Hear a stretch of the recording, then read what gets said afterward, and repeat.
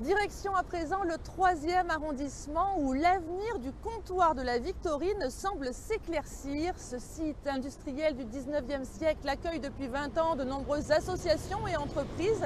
Il vient d'être inscrit au plan de rénovation urbaine.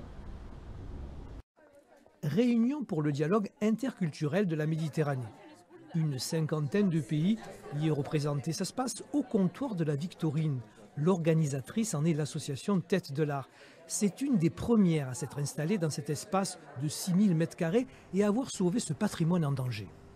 La première grosse crise, c'était en 2006 quand le site a failli être racheté par un promoteur immobilier. Et il a fallu se battre pour demander à la ville de Marseille de préempter le site. Et le site a été racheté en 2008. Ensuite, pendant près de 15 ans maintenant, on a eu beaucoup d'épisodes de crise, de tentatives d'expulsion.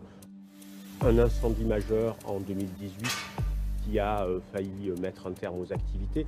Tous les résidents ne pourront réintégrer les locaux suite à cela.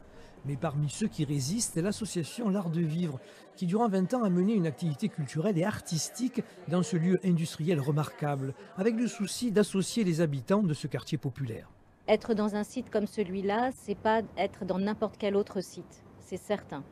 Et c'est une ouverture, c'est un rapport, une porosité en fait avec le quartier. On travaille directement avec les habitants, mais on travaille aussi avec des partenaires. Au printemps dernier, le comptoir de la Victorine a été inscrit dans le plan de rénovation urbaine.